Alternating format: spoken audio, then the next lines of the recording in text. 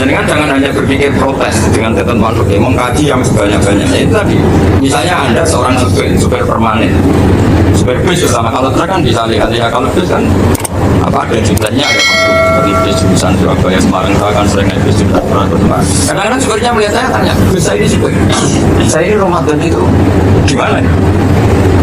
Ya saya sudah ngerti setengah nakal, yang seringnya tidak merasa poso. Tapi masalahnya secara fikih, kalau kamu melanggar, kamu harus puasa terus. Kamu melanggar konstitusi ilmu, memang musafir punya diskon? Boleh. Tidak puasa. Pertanyaannya, bayarnya kapan? Mau Syawal jadi nyukur lagi, cukup dan nyukur lagi, nanti sampai Ramadan ya. Nah terus, ya pas kamu cuti, jadi cutinya pas sakit, boleh diskon lagi karena sakit. Nah, andai kan Anda jadi ahli fikih milik siapa?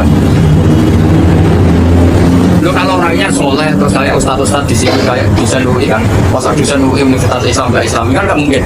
Mungkin memilih poso kan. Masalahnya ini kan hukum untuk orang kebanyakan, nggak boleh hukum musuh sekuat. Sahur jam 3:30, mobil vitamin pokoknya harus kuat. Itu tidak hukum, itu saran. Hukum itu beda dengan saran. Hukum itu hanya berbicara musafir itu boleh. Store.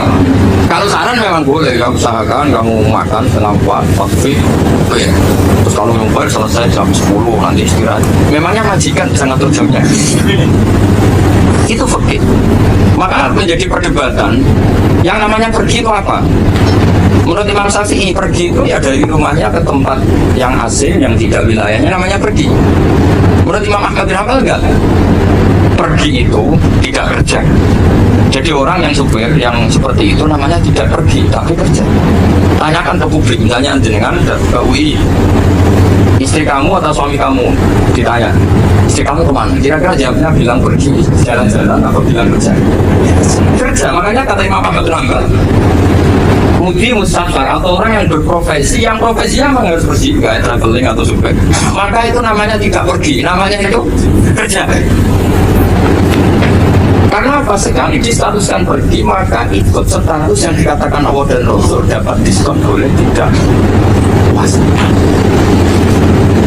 Maka terus kita debat tentang definisi. Definisi ini penting, karena yang menjadikan hukum rubah itu definisi.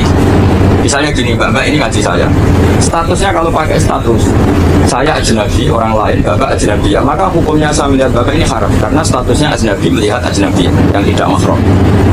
Tapi kalau di fikih itu ada statusnya. Di antara lelaki boleh muajalah sama perempuan adalah 1 untuk belajar, 2 untuk muamalah, 3 untuk kesaksian, 4 untuk pengobatan. Itu kan ada pengecualian. Sehingga statusnya sekarang, Bapak itu belajar, apa ingin melihat Gusbah atau Gusbah itu mengajar, itu statusnya bisa rubah.